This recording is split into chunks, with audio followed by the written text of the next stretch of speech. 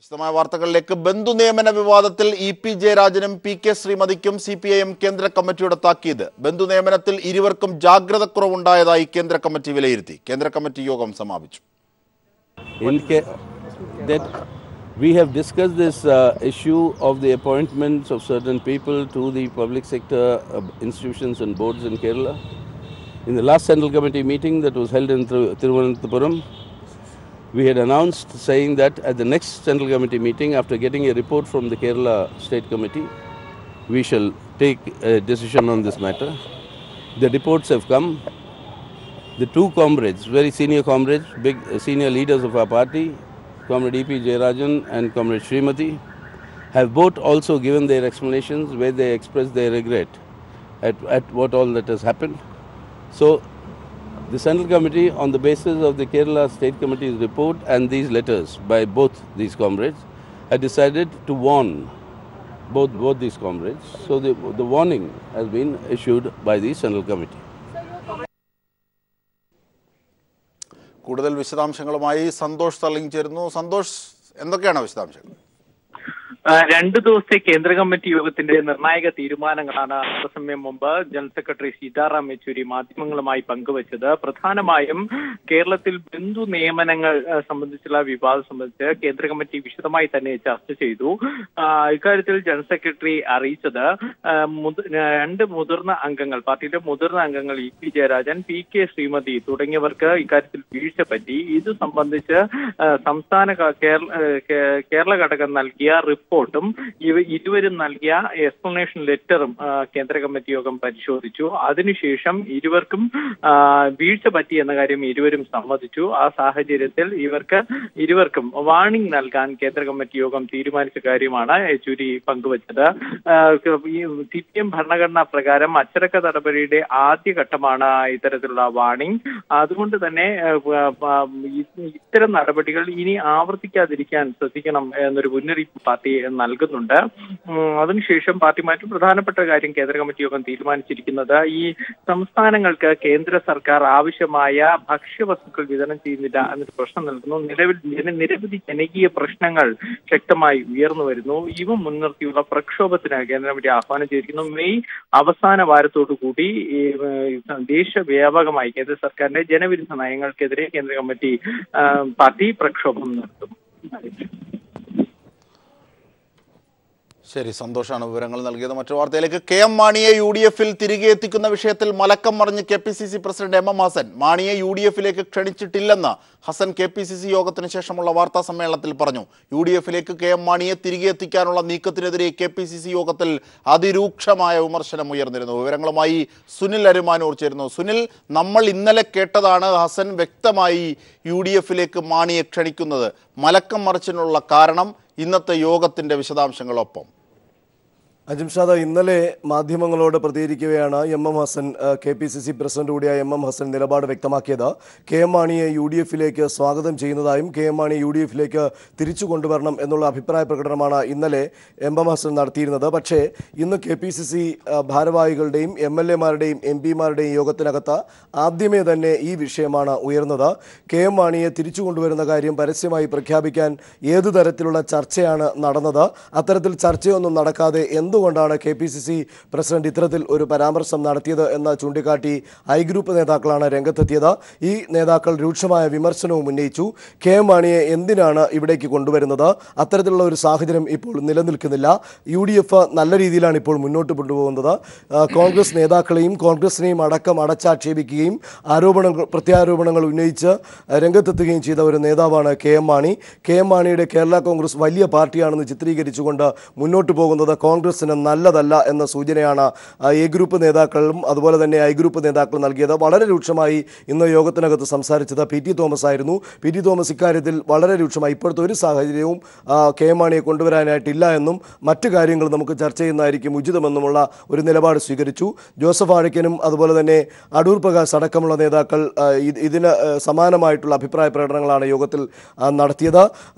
മുൻ ഗവർണർ കൂടിയായ MM ജേക്കബും ഇത്തരത്തിൽ അഭിപ്രായ പ്രകടനം നടത്തി. കോൺഗ്രസിന് ഇപ്പോഴത്തെ നിലവിലെ സാഹചര്യം അനുസരിച്ച് പാർട്ടി താഴെത്തട്ട് മുതൽ ശക്തിപ്പെടുത്തിക്കൊണ്ട് മുന്നോട്ട് പോകുന്ന കാര്യങ്ങളാണ് ചെയ്യേണ്ടത്. അല്ലാതെ കെ.എം. മാണിയെ പോലെ ഒരാളിനെ പാർട്ടിയിലേക്ക് കൊണ്ടുവരുന്ന കാര്യം ഇപ്പോൾ ചർച്ച ചെയ്ത് സമയം കളയേണ്ട കാര്യമില്ല എന്ന നിലപാടിലേക്ക് വന്നു. ഇത്തരമൊരു നിലപാടുകൾ തന്നെയാണ് എം.എം. ഹസനെ തൻ്റെ നേരത്തെ പറഞ്ഞ പ്രസ്താവനയിൽ നിന്ന് ചാടി മറുകണ്ഠം ചാടുന്ന പോലെ അല്ലെങ്കിൽ മലക്കമറിഞ്ഞുകൊണ്ടുള്ള ഒരു പ്രസ്താവന വാർത്താ സമ്മേളനത്തിൽ നടത്താൻ പ്രേരിപ്പിച്ചത് എന്നുള്ളത് തന്നെയാണ്. കെ.എം. മാണിയെ UDF-ലേക്ക് ക്ഷണിച്ചിട്ടില്ല എന്നാണ് എം.എം. ഹസൻ ആവർത്തിച്ച് വ്യക്തമാക്കിയിട്ടുള്ളത്. UDF യോഗത്തിനകത്ത് ഈ വിഷയം ചർച്ച ചെയ്യുമെന്ന് താൻ പറഞ്ഞിട്ടില്ല എന്നും എം.എം. ഹസൻ പറഞ്ഞു. അതോടൊപ്പം മറ്റൊരു കാര്യം എം.എം. ഹസൻ ഒരു ചോദ്യത്തിന് മറുപടിയായി പറഞ്ഞത് മലപ്പുറം തെരഞ്ഞെടുപ്പിൽ കെ.എം. മാണിയുടെ പിന്തുണ അല്ലെങ്കിൽ തെരഞ്ഞെടുപ്പ് വിജയത്തിന് സഹായകരമായി എന്നുള്ള മാണിയുടെ പ്രസ്താവന അത് മാണിയുടെ മാത്രം അവകാശവാദമാണ്. അല്ലാതെ UDF-ന് അത്തരത്തിലുള്ളൊരു അഭിപ്രായമില്ല. UDF-നാണ് വോട്ട് ലഭിച്ചത് എന്നുള്ള കാര്യം പറഞ്ഞു. മാണി വിഭാഗത്തിന് എത്ര വോട്ട് കിട്ടിയിട്ടുണ്ടാകും എന്നുള്ളൊരു കണക്കെടുത്തിട്ടുണ്ടോ എന്ന് ചോദിച്ചു. അക്കാര്യങ്ങൾ ഒന്നും ഞങ്ങൾ പരിശോധിച്ചിട്ടില്ല. ഇത് UDF-ന് ലഭിച്ച വിജയമാണ്, അല്ലാതെ മറ്റാരുടെയും അവകാശവാദത്തിലേക്ക് ഞങ്ങൾ പോകുന്നില്ല എന്നുള്ള ഒരു കാര്യമാണ് പറഞ്ഞത്. ഏതായാലും ഇന്നത്തെ KPCC യോഗത്തിനകത്ത് തന്നെ ഈ തുടർ ചർച്ച ആദ്യം മുതൽ തന്നെ അല്ലെങ്കിൽ മുളയിലെ നുള്ളുന്ന തരത്തിലുള്ള ഒരു തീരുമാനമാണ് ഐ ഗ്രൂപ്പ് നേതാക്കളും എ ഗ്രൂപ്പ് നേതാക്കളും ഒരുമിച്ച് എടുത്തിട്ടുള്ളത് എന്നുള്ളതാണ്. തിരുവഞ്ചൂർ രാധാകൃഷ്ണനും ഉമ്മൻചാണ്ടിയും അതുപോലെ തന്നെ KC ജോസഫും നിശബ്ദത പാലിക്കുന്ന ഒരു കാര്യമായിരുന്നു ഈ വിഷയം ചർച്ചയ്ക്ക് വന്നപ്പോൾ. ശരി, സുനിൽ അരുമാനൂരാണ് വിവരങ്ങൾ നൽകിയത്. മറ്റു വാർത്തയിലേക്ക്. ബാബരി മസ്ജിദ് തകർത്ത കേസിൽ BJPക്ക് വൻ തിരിച്ചടി. LK അദ്വാനി, മുരളി മനോഹർ ജോഷി, ഉമാഭാരതി എന്നിവരുൾപ്പെടെ 13 BJP നേതാക്കൾ വിചാരണ നേരിടണമെന്ന് സുപ്രീം കോടതി. കേസിൽ സുപ്രീം കോടതി ഗൂഢാലോചനാ കുറ്റം പുനഃസ്ഥാപിച്ചു. അദ്വാനിയെ ഒഴിവാക്കി അലഹബാദ് ഹൈക്കോടതി വിധി സുപ്രീം കോടതി റദ്ദാക്കി. 2 വർഷത്തിനകം വിചാരണ പൂർത്തിയാക്കണമെന്നും സുപ്രീം കോടതി ഉത്തരവിട്ടു. CBIയുടെ അപ്പീൽ പരിഗണിച്ചുകൊണ്ടാണ് സുപ്രീം കോടതിയുടെ ഇന്നത്തെ നിർണായക വിധി. ഇന്ത്യൻ നീതിന്യായ ചരിത്രത്തിൽ 25 വർഷത്തോളം തീർപ്പാകാതിരുന്ന ബാബറി മസ്ജിദ് തകർക്കൽ കേസിൽ LK അദ്വാനി, മുരളി മനോഹർ ജോഷി, കേന്ദ്രമന്ത്രി ഉമാഭാരതി തുടങ്ങിയ 13 BJP നേതാക്കൾക്കെതിരായ CBI കുറ്റപത്രം നിലനിൽക്കുമെന്നാണ് സുപ്രീം കോടതി വിധി. സാങ്കേതിക കാരണങ്ങൾ ചൂണ്ടിക്കാട്ടി വിചാരണ കോടതിയും അലഹബാദ് ഹൈക്കോടതിയും BJP നേതാക്കളെ നേരത്തെ കുറ്റവിമുക്തരാക്കിയിരുന്നു. ഇത് ചോദ്യം ചെയ്ത് CBI നൽകിയ അപ്പീലിലാണ് സുപ്രീം കോടതി ഉത്തരവ്. BJP നേതാക്കൾക്കെതിരായ ഗൂഢാലോചന കേസ് റായ്ബറേലി കോടതിയും പള്ളി തകർത്ത അജ്ഞാതരായ കർഷകർക്കെതിരായ കേസ് ലക്നൌ കോടതിയുമാണ് പരിഗണിച്ചിരുന്നത്. ഇരു കേസുകളും ഏകീകൃതമായി ലക്നൌ കോടതിയിൽ വിചാരണ നടത്താമെന്നും സുപ്രീം കോടതി വിധിയിൽ വ്യക്തമാക്കി. 2 വർഷത്തിനകം കേസിൽ തീർപ്പുണ്ടാകണമെന്ന് ജസ്റ്റിസ് രോഹിൻടൻ നരിമാൻ, PC ഘോഷ് എന്നിവരുടെ ബെഞ്ച് ഉത്തരവിട്ടു. ഭരണഘടനാ പരിരക്ഷ പരിഗണിച്ച് കേസിൽ ഉൾപ്പെട്ട രാജസ്ഥാൻ ഗവർണർ കല്യാൺ സിംഗിനെ നിലവിലെ വിചാരണ നടപടികളിൽ നിന്ന് ഒഴിവാക്കും. എന്നാൽ ഗവർണർ കാലാവധി തീരുന്ന മുറയ്ക്ക് വിചാരണ നടപടികൾ കല്യാൺ സിംഗ് നേരിടേണ്ടി വരും. ഗൂഢാലോചന കുറ്റം പുനഃസ്ഥാപിച്ചതിനാൽ കേന്ദ്രമന്ത്രിസ്ഥാനം ഉമാഭാരതി രാജിവെക്കണമെന്ന് പ്രതിപക്ഷ പാർട്ടികൾ ആവശ്യപ്പെട്ടു. രാഷ്ട്രപതി പദത്തിലേക്ക് LK അദ്വാനിയും ഉപരാഷ്ട്രപതി പദത്തിലേക്ക് മുരളി മനോഹർ ജോഷിയും താൽപര്യം ശക്തമാക്കിയിരുന്ന വേളയിൽ കൂടിയാണ് സുപ്രീം കോടതി വിധി. ഇരു നേതാക്കൾക്കും അതീതരായവരെ രാഷ്ട്രപതി ഉപരാഷ്ട്രപതി പദത്തിലേക്ക് കൊണ്ടുവരാനുള്ള നരേന്ദ്രമോദി അമിത്ഷാ ദയത്തിന് ശക്തി പകരുക കൂടിയാകും സുപ്രീം കോടതിയുടെ ഇന്നത്തെ വിധി. മനുശങ്കർ, ദില്ലി. ബാബരി മസ്ജിദ് കേസിൽ സുപ്രീം കോടതി വിധി സ്വാഗതാർഹമെന്ന് AK ആന്റണി. ഉമാഭാരതിയും കല്യാൺ സിംഗും രാജിവെക്കണമെന്നും ആന്റണി ആവശ്യപ്പെട്ടു. ഈ വിധി അതേപടി നടപ്പാക്കാൻ എല്ലാവരും മുന്നോട്ട് വരണം. സുപ്രീം കോടതി വിധിയുടെ വെളിച്ചത്തിൽ കേന്ദ്രമന്ത്രി ഉമാഭാരതി സ്ഥാനം രാജിവെക്കാൻ ഉടൻ തന്നെ തയ്യാറാകണം. അതോടൊപ്പം അന്ന് UP മുഖ്യമന്ത്രിയായിരുന്ന കല്യാൺ സിംഗ് ഗവർണർ സ്ഥാനം രാജിവെക്കണമെന്നാണ് എൻ്റെ അഭിപ്രായം. വാർത്തകളിലേക്ക്. BJPക്കെതിരെ മതേതര പാർട്ടികളുടെ ഐക്യത്തിന്റെ ആവശ്യകത വ്യക്തമാക്കി മുഖ്യമന്ത്രി പിണറായി വിജയനും കെജ്രിവാളും ദില്ലിയിൽ കൂടിക്കാഴ്ച നടത്തി. BJPയെ നേരിടാൻ കോൺഗ്രസ് ഇതര പാർട്ടികൾ ഒന്നിക്കണമെന്ന് പിണറായി വിജയൻ പറഞ്ഞു. യോജിക്കാവുന്ന വിഷയങ്ങളിൽ യോജിച്ച് പ്രവർത്തിക്കുമെന്ന് കെജ്രിവാളും വ്യക്തമാക്കി. മുഖ്യമന്ത്രി പിണറായി വിജയനെ കാണാൻ താൽപര്യമുണ്ടെന്ന് Kejriwal CPIM general secretary Sitaram യെച്ചൂരിയെ അറിയിച്ചതിനെ തുടർന്നാണ് കൂടിക്കാഴ്ചയ്ക്ക് കളമൊരുങ്ങിയത്. രാവിലെ കേരള ഹൌസിൽ മുഖ്യമന്ത്രിയുടെ മുറിയിലെത്തിയ കേജ്രിവാൾ അരമണിക്കൂറോളം ചർച്ച നടത്തിയ ശേഷം പ്രഭാത ഭക്ഷണവും കഴിച്ചു. CPIM സംസ്ഥാന സെക്രട്ടറി കോടിയേരി ബാലകൃഷ്ണനും ചർച്ചയിൽ പങ്കെടുത്തു. BJPയെ നേരിടാൻ കോൺഗ്രസിനെ ആശ്രയിച്ചിട്ട് കാര്യമില്ല. കോൺഗ്രസ് നേതാക്കൾ തന്നെ BJPയിലേക്ക് പോവുകയാണ്. മതേതര പാർട്ടികൾ ഒന്നിക്കണമെന്നും പിണറായി വിജയൻ പറഞ്ഞു. BJPയുടെ ആപത്തിനെ നേരിടുന്നതിന് കോൺഗ്രസിനെ ആശ്രയിച്ചതുകൊണ്ട് കാര്യമില്ല. ഇന്ന് നിങ്ങളെല്ലാവരും വാർത്ത കണ്ടല്ലോ, കോൺഗ്രസിൻ്റെ ഇവിടെയുള്ള പ്രധാനി തന്നെ BJPയിലേക്ക് ചേക്കേറി എന്നുള്ളത്. അപ്പോൾ അതാണ് നാട്ടിലെ ഇന്നത്തെ ഇന്ത്യയുടെ സാഹചര്യം. അപ്പോൾ മതനിരപേക്ഷ ശക്തികൾ നല്ല കരുത്തോടെ ഈ ആപത്തിനെ നേരിടുക എന്നതാണ് പ്രധാനം. കൂടിക്കാഴ്ചയെ പുതിയ തുടക്കമെന്ന് വിശേഷിപ്പിച്ച കേജ്രിവാൾ രാജ്യത്ത് ഭയത്തിന്റെ അന്തരീക്ഷമാണ് നിലനിൽക്കുന്നതെന്ന് ചൂണ്ടിക്കാട്ടി. വർഗീയതയ്ക്കെതിരെ യോജിക്കാവുന്ന വിഷയങ്ങളിൽ യോജിച്ച് പ്രവർത്തിക്കുമെന്ന് കേജ്രിവാളും അറിയിച്ചു. और पूरे देश के अंदर एक डर का माहौल पैदा कर दिया है, ये ठीक नहीं है. इसके लिए सब अच्छे लोगों को साथ आना पड़ेगा और मिलके इसको सामना करना. ഇത്തരം കൂടിക്കാഴ്ചകൾ തുടരുമോ എന്ന ചോദ്യത്തിന് മുഖ്യമന്ത്രി പിണറായി വിജയന്റെ മറുപടി ചർച്ചയുടെ സൗഹൃദം വ്യക്തമാക്കുന്നതായിരുന്നു. അല്ല, ഇത് ബ്രേക്ക്ഫാസ്റ്റ് കഴിക്കുന്നതിന് എന്തോ ഒരു പുതിയ തുടക്കം. ഇനി അദ്ദേഹം അങ്ങോട്ട് ക്ഷണിച്ചിട്ടുണ്ട്, ഞാൻ അങ്ങോട്ടും പോകാം. അത് ശരി. ദില്ലി സർക്കാരിനെതിരായ കേന്ദ്ര സർക്കാരിന്റെ നടപടികളും വോട്ടിംഗ് മെഷീനിലെ ക്രമക്കേടും ഇരു മുഖ്യമന്ത്രിമാരും തമ്മിൽ ചർച്ച ചെയ്തു. നിലവിലെ രാഷ്ട്രീയ പശ്ചാത്തലത്തിൽ പിണറായി വിജയൻ കേജ്രിവാൾ കൂടിക്കാഴ്ച ഏറെ പ്രാധാന്യമർഹിക്കുന്നു. മതേതര മുന്നണികളുടെ ഐക്യനിര രൂപപ്പെടുന്നതിന്റെ ആവശ്യകതയാണ് ചർച്ചയിൽ ഉടനീളം ഉയർന്നത്.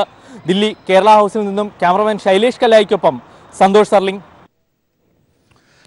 മലപ്പുറം ഉപതെരഞ്ഞെടുപ്പിനെ കുറിച്ചുള്ള തന്റെ പ്രസ്താവനയെ ചിലർ വളച്ചൊടിച്ചെന്ന് മന്ത്രി കടകംപള്ളി സുരേന്ദ്രൻ. മുസ്ലിം ലീഗ് ന്യൂനപക്ഷ വർഗീയതയെ ഉപയോഗപ്പെടുത്താൻ ശ്രമിച്ചെന്നാണ് താൻ പറഞ്ഞത്. ലീഗിന്റെ മതേതര കാപട്യത്തെ തുറന്നുകാട്ടാനാണ് ഇക്കാര്യം പറഞ്ഞതെന്നും മന്ത്രി തിരുവനന്തപുരത്ത് വ്യക്തമാക്കി. മലപ്പുറത്തെ പരാജയത്തെ സംബന്ധിച്ച് സംസാരിച്ച കൂട്ടത്തിൽ ന്യൂനപക്ഷ വർഗീയതയെ മുസ്ലിം ലീഗ് സമർത്ഥമായിട്ട് അവിടെ ഉപയോഗപ്പെടുത്താൻ ശ്രമിച്ചിരുന്നു എന്ന കാര്യം ഞാൻ പറയുകയാണുണ്ടായത്. ലീഗിൻ്റെ മതേതര കാപട്യത്തെ തുറന്നു കാണിക്കാൻ വേണ്ടി പറഞ്ഞു എന്നുള്ളത് മാത്രമേ ഉള്ളൂ. ലീഗ് എപ്പോഴും അവകാശപ്പെടാറുള്ളത് തങ്ങളൊരു മതേതര പാർട്ടിയാണെന്നുള്ളതാണ്. പക്ഷേ മലപ്പുറത്തെങ്കിലും പ്രവർത്തനത്തിന് പോയ നമുക്ക് കാണാൻ സാധിച്ചു മതേതര നിലപാട് സമ്പൂർണ്ണമായിട്ടും ഉപേക്ഷിച്ച് മതന്യൂനപക്ഷങ്ങളുടെ വോട്ട് സമാഹരിക്കാൻ ലീഗ് നടത്തുന്നതായിട്ടുള്ള കള്ളക്കളികൾ അത് ഞാൻ ചൂണ്ടിക്കാണിച്ചു എന്നുള്ളത് മാത്രമേ ഉള്ളൂ. എൻ്റെയും ഞങ്ങളുടെ പ്രസ്ഥാനത്തിൻ്റെയും മതേതര നിലപാടിനെ ചോദ്യം ചെയ്യാൻ ആർക്കും സാധിക്കുമെന്ന് എനിക്ക് തോന്നുന്നില്ല.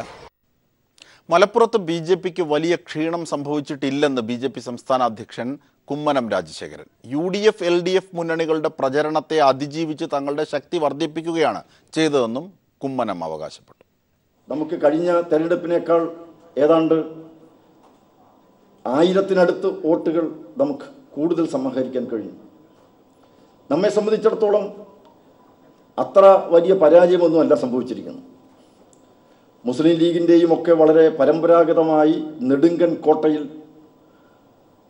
അവരെ സംബന്ധിച്ചിടത്തോളം ഭാരതത്തിൻ്റെ ഏറ്റവും വലിയ ശക്തി കേന്ദ്രം എന്ന് വിശേഷിപ്പിക്കപ്പെടാവുന്ന ഒരു നിയോജക മണ്ഡലത്തിൽ നടന്ന തെരഞ്ഞെടുപ്പിൽ നമ്മളുടെ കഴിവുകളെല്ലാം വിനിയോഗിച്ചുകൊണ്ട് നടത്തിയ പ്രവർത്തനത്തിൽ അടിത്തറ ഒരിക്കലും തകരാറ് കുറച്ചുകൂടി ബലപ്പെടുത്തത്തക്ക രീതിയിലുള്ളൊരു വിജയം നമുക്ക് നേടിയെടുക്കാൻ കഴിയും. യൂത്ത് ലീഗ് കണ്ണൂർ ജില്ലാ പ്രസിഡന്റ് രാജിവെച്ചു. ലീഗ് സംസ്ഥാന നിർവാഹക സമിതി അംഗം KP താഹിർ അഴിമതി ആരോപണത്തെ തുടർന്ന് അറസ്റ്റ് ചെയ്യപ്പെട്ടിട്ടും ലീഗ് നേതൃത്വം സംരക്ഷിക്കുന്നതിൽ പ്രതിഷേധിച്ചാണ് രാജി. വലിയന്നൂർ പുറത്തിപ്പള്ളി മഹൽ കമ്മിറ്റിയിൽ നിന്നും 80 ലക്ഷം രൂപ അപഹരിച്ച ലീഗ് നേതാവിനെ ലീഗ് നേതൃത്വം സംരക്ഷിക്കുന്നതിൽ പ്രതിഷേധിച്ചാണ് യൂത്ത് ലീഗ് ജില്ലാ പ്രസിഡന്റ് മൂസാൻകുട്ടി ജില്ലാ പ്രസിഡന്റ് സ്ഥാനം രാജിവെച്ചത്. ഇന്ന് രാവിലെ രാജിക്കത്ത് സംസ്ഥാന നേതൃത്വത്തിന് കൈമാറി. പുറത്തിപ്പള്ളി മഹൽ കമ്മിറ്റിയിലെ അഴിമതി വഖഫ് ബോർഡും വിജിലൻസും നടത്തിയ പ്രാഥമിക അന്വേഷണത്തിൽ സത്യമാണെന്ന് തെളിഞ്ഞതിനെ തുടർന്ന് മുസ്ലിം ലീഗ് സംസ്ഥാന നിർവാഹക സമിതി അംഗവും മുൻ മഹൽ സെക്രട്ടറിയുമായ KP താഹിറിനെ പോലീസ് അറസ്റ്റ് ചെയ്തിരുന്നു. തുടർന്ന് മൂസാൻകുട്ടി പൊതുപ്രവർത്തകൻ സംശയത്തിന് അതീതനാവണം എന്ന് ഫേസ്ബുക്കിൽ പോസ്റ്റിട്ടതോടെ സംഭവം വിവാദമാവുകയായിരുന്നു. അനുകൂലിച്ചും പ്രതികൂലിച്ചും ലീഗ് അണികൾ ഫേസ്ബുക്ക് പോസ്റ്റിൽ കമന്റുകൾ ഇട്ടതോടെ നേതൃത്വം മൂസാൻകുട്ടിയോട് ഫേസ്ബുക്ക് പോസ്റ്റ് പിൻവലിക്കണമെന്ന് ആവശ്യപ്പെടുകയായിരുന്നു. തുടർന്ന് റിമാൻഡ് കഴിഞ്ഞ് തിരിച്ചെത്തിയ താഹിറിന് ലീഗ് നേതൃത്വം പച്ചഹാരമണിയിച്ച് സ്വീകരണവും നൽകി. 7-ാം തീയതി നടന്ന പ്രവർത്തക സമിതി യോഗത്തിൽ മൂസാൻകുട്ടി താഹിറിനെ എതിർത്ത് സംസാരിച്ചപ്പോൾ ലീഗ് നേതൃത്വം താഹിറിനെ സംരക്ഷിക്കാൻ ശ്രമിക്കുകയായിരുന്നു. 17-ാം തീയതി താഹിറിനെതിരെയുള്ള ആരോപണം അന്വേഷിച്ച് റിപ്പോർട്ട് നൽകാൻ പ്രവർത്തക സമിതി യോഗം തീരുമാനിച്ചെങ്കിലും റിപ്പോർട്ട് സമർപ്പിക്കാതെ ഒഴിഞ്ഞുമാറിയ നേതൃത്വം മൂസാൻകുട്ടിയെ തുടർന്ന് നടന്ന യോഗങ്ങളിൽ അപമാനിക്കാൻ ശ്രമം നടത്തുകയായിരുന്നെന്നും മൂസാൻകുട്ടി നവമാധ്യമങ്ങളിലിട്ട പോസ്റ്റിൽ വ്യക്തമാക്കുന്നു. PV Joshila, news bureau, Kannur. വാർത്തകളിലേക്ക്. രാജ്യത്ത് ചുവന്ന ബീക്കൺ ലൈറ്റ് ഉപയോഗിക്കുന്നതിന് നിരോധനം.